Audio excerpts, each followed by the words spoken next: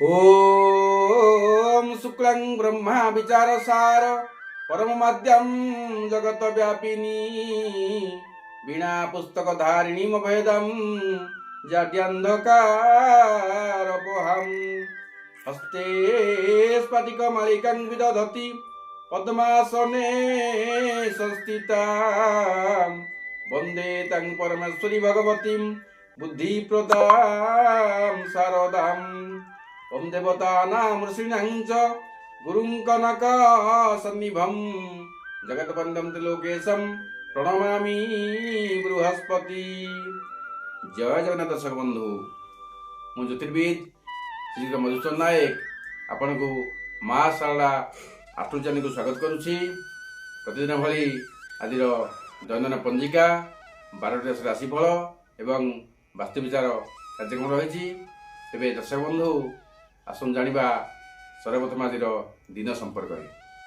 आज हेउछि 2025 मसीहा डिसेम्बर मास 18 तारिख गुरुवार। उत्कल मते धनु 3 दिन, चांद्रमान पौष मास कृष्ण पक्ष चतुर्दशी संपूर्ण 60 अनुभव करछंती। आज हेउछि अनुराधा नक्षत्र रात्र 10 घंटा 9 मिनिट पर्यंत एवं विछा राशि चंद्रमा 60 अनुभव करछंती। आज हेउछि तुला राशि और कुंभ राशि घातबार और कौन राशि घातचंद्र नहीं। आज मृत व्यक्तिर पुष्कर रस नहीं।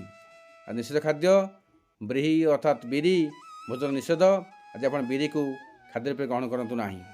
आज शुभ बेला अमृत योग रही प्रातरु दिवा 7 घंटा 53 मिनिट पर्यंत, दिवा 2 घंटा 17 मिनिट रु दिवा 3 घंटा 53 मिनिट पर्यंत, रात्र 5 घंटा 52 मिनिट रु रात 9 घंटा 5 मिनिट मध्य, रात 11 घंटा 29 मिनिट रु रात 2 घंटा 42 मिनिट पर्यंत और रात 3 घंटा 30 मिनिट रु भोर समय 5टा 5 मिनिट पर्यंत।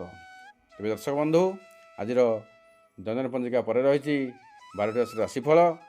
राशिकर प्रथम राशि मेष राशि। मेष राशि जन्म होता व्यक्ति आज आप देह मन भल रहा। आपंकर लिभर और हृदपिंड समस्या देखादेव। जानवाहन चलाचल सावधान करंतु। दाम्पत्य मनोमालिन्य देखादेव। विद्यार्थी महिला माने सहयोग मिल। सुवर्ण रही लाल। शुभ संख्या 9। आज आप बगलामुखी मंत्र ओम ह्रीं बगलामुखी सर्वदुष्टानां वाचं मुखं पदम स्तंभय जिह्वां कलय कलय बुद्धि विनाशाय ह्रीं ओं फट स्वाहा यही मंत्र को 9 थर जप करंतु। परवर्ती राशि वृष राशि जन्म होता व्यक्ति आज आप प्रचुर अर्थ लाभ करें। भोगविलास प्रति आपन मन आपे आपे टाणी हो गृहस्थ गमन करी सफल हेबे। सरकारी कार्य हस्तक्षेप करी अपमान धई पारंती। दाम्पत्य स्त्री सहयोग मिल। विद्यार्थी महिला माने आनंद रहिबे। सुवर्ण रही धला। शुभ संख्या 6। आज आप माँ महालक्ष्मी को गायत्री पाठ करंतु शुभ फल मिल। परवर्ती राशि मिथुन राशि। मिथुन राशि जन्म होता व्यक्ति आज आप संतान संतति पाठ पढ़ारे कृतित्व अर्जन करेंगे। शारीरिक असुस्थता समस्या दूर हो। सुभोजन मिल पारे। शत्रु पराजित हेबे। व्यवसाय रे उन्नति करेंगे। दाम्पत्य सुख लाभ करेंगे। विद्यार्थी महिला माने विजयी हेबे। सुवर्ण रही सबुज। शुभ संख्या 5। आज आप श्री गणेश गायत्री पाठ करंतु शुभ फल मिल। परवर्ती राशि कर्कट राशि। कर्कट राशि जन्म होता व्यक्ति आज आप भूल अनुताप करेंगे। गृह अग्नि भय रही। पिला माने उच्च शिक्षा मनोनीत हेबे। वाणिज्य व्यवसाय क्षेत्र में अधिक अर्थ व्यय हो। दाम्पत्य मधुर संपर्क रहिबो। विद्यार्थी महिला माने अपमान दही पारंती। सुवर्ण रही धला। शुभ संख्या 2 और 7। आज आप शिव मंदिर में कंचा क्षीर किसी महू मिसाई अर्पण करंतु शुभ फल मिल। परवर्ती राशि सिंह राशि। सिंह राशि जन्म होता व्यक्ति आज आप निजर बाणी और क्रोध को नियंत्रण रखु। अजथारे कलह लगी पारे। उच्चस्थ अधिकारी रोषर शिकार हे। मानसिक और शारीरिक आघात लगी पारे। चाहूवा कार्य बाधा सृष्टि हे। दाम्पत्य कलह हे। विद्यार्थी महिला माने ବିଶୃଙ୍ଖଳିତ ହୋଇପାରନ୍ତି। ଶୁଭ ରହିଛି ଲାଲ ଏବଂ ଗୋଲାପୀ, ଶୁଭ ସଂଖ୍ୟା 1। ଆଜି ଆପଣ ସୂର୍ଯ୍ୟନାରାୟଣଙ୍କୁ ଜଳଦାନ କଲାବେଳେ ମହର୍ଷି ଅଗସ୍ତ୍ୟ ସ୍ତୋତ୍ର ଆଦିତ୍ୟ ସ୍ତୋତ୍ର ପାଠ କରନ୍ତୁ, ସୁଫଳ ମିଳିବ। ପରବର୍ତ୍ତୀ ରାଶି କନ୍ୟା ରାଶି। କନ୍ୟା ରାଶି ଜନ୍ମ ହୋଇଥିବା ବ୍ୟକ୍ତିତ୍ୱ ପାଇଁ ଆଜି ଆପଣ ସାମାଜିକ କ୍ଷେତ୍ରରେ ସମ୍ମାନିତ ହେବେ। ଆପଣଙ୍କର ବ୍ୟବସାୟ କ୍ଷେତ୍ରରେ ଅର୍ଥ ଲାଭ ହେବ। ବନ୍ଧୁ ସହଯୋଗ ପାଇବେ। ଉଦରରେ ଯନ୍ତ୍ରଣା ଅନୁଭବ କରିପାରନ୍ତି। ବିବାହ ଆଦି ଶୁଭ କାର୍ଯ୍ୟରେ ବିଳମ୍ବ ଦେଖାଦେବ। ଦାମ୍ପତ୍ୟରେ ସୁଖ ରହିଛି। ବିଦ୍ୟାର୍ଥୀ ମହିଳାମାନେ ସଫଳ ହେବେ। ଶୁଭ ରହିଛି ସବୁଜ, ଶୁଭ ସଂଖ୍ୟା 5। ଆଜି ଆପଣ ଲକ୍ଷ୍ମୀ ନାରାୟଣଙ୍କୁ ତୁଳସୀ ଅର୍ପଣ କରନ୍ତୁ, ସୁଫଳ ମିଳିବ। ପରବର୍ତ୍ତୀ ରାଶି ତୁଳା ରାଶି। ତୁଳା ରାଶି ଜନ୍ମ ହୋଇଥିବା ବ୍ୟକ୍ତିତ୍ୱ ପାଇଁ ଆଜି ଆପଣ ଚକ୍ଷୁ ପୀଡ଼ା ପାଇବେ। ସ୍ୱାସ୍ଥ୍ୟ କ୍ଷେତ୍ରରେ ଦୁର୍ବଳତା ପ୍ରକାଶ ପାଇବ। ବ୍ୟବସାୟରେ ଆର୍ଥିକ କ୍ଷତି ସହିବେ। ଦାମ୍ପତ୍ୟ ସୁଖରୁ ବଞ୍ଚିତ ହେବେ। ବିଦ୍ୟାର୍ଥୀ ମହିଳାମାନେ ବ୍ୟାକୁଳିତ ହୋଇପାରନ୍ତି। ଶୁଭ ରହିଛି ଧଳା, ଶୁଭ ସଂଖ୍ୟା 6। ଆଜି ଆପଣ ମା ମହାଲକ୍ଷ୍ମୀଙ୍କ ମନ୍ତ୍ର ଓମ୍ ଶ୍ରୀଂ ହ୍ରୀଂ ଶ୍ରୀଂ କମଳେ କମଳାଳୟେ ପ୍ରସିଦ୍ଧ ପ୍ରସିଦ୍ଧ ଶ୍ରୀଂ ହ୍ରୀଂ ଶ୍ରୀଂ ମହାଲକ୍ଷ୍ମୀ ଦେବୀ ନମଃ ଏହି ମନ୍ତ୍ରକୁ ଜପ କରନ୍ତୁ, ସୁଫଳ ମିଳିବ। ପରବର୍ତ୍ତୀ ରାଶି ବିଛା ରାଶି। ବିଛା ରାଶି ଜନ୍ମ ହୋଇଥିବା ବ୍ୟକ୍ତିତ୍ୱ ପାଇଁ ଆଜି ଆପଣ ଭୂମି ଲାଭ କରିପାରନ୍ତି। ବାଣିଜ୍ୟ ବ୍ୟବସାୟ ଅର୍ଥ ଲାଭ ହେବ। କାର୍ଯ୍ୟ ହାନି ଘଟିବ। ବନ୍ଧୁ ବିଚ୍ଛେଦ ହୋଇପାରେ। ଗୃହରେ ସମସ୍ୟା ଦେଖାଦେବ। ଦାମ୍ପତ୍ୟରେ ପ୍ରୀତିବୃଦ୍ଧି ହେବ। ବିଦ୍ୟାର୍ଥୀ ଓ ମହିଳା ଆନନ୍ଦ ରହିବେ। ଶୁଭ ରହିଛି ଲାଲ ଏବଂ ଖଇର, ଶୁଭ ସଂଖ୍ୟା 9। ଆଜି ଆପଣ ହନୁମାନଙ୍କର ଗାୟତ୍ରୀ ପାଠ କରନ୍ତୁ, ସୁଫଳ ମିଳିବ। ପରବର୍ତ୍ତୀ ରାଶି ଧନୁ ରାଶି। ଧନୁ ରାଶି ଜନ୍ମ ହୋଇଥିବା ବ୍ୟକ୍ତିତ୍ୱ ପାଇଁ ଆଜି ଆପଣଙ୍କର ପ୍ରତ୍ୟେକ କାର୍ଯ୍ୟରେ ବିଳମ୍ବ ଦେଖାଦେଇପାରେ। ବ୍ୟବସାୟ କ୍ଷେତ୍ରରେ ବାଧାପ୍ରାପ୍ତ ହେବ। ବ୍ୟୟ ଅଧିକ ହେବା ମୁଣ୍ଡ ଭିତରେ କାରଣ ସାଜିପାରେ। ଦାମ୍ପତ୍ୟରେ ଅଶାନ୍ତି ଅନୁଭବ କରିବେ। ବିଦ୍ୟାର୍ଥୀ ଓ ମହିଳା ଅସ୍ତ୍ରମନା ହେବେ। ଶୁଭ ରହିଛି ହଳଦୀ, ଶୁଭ ସଂଖ୍ୟା 3।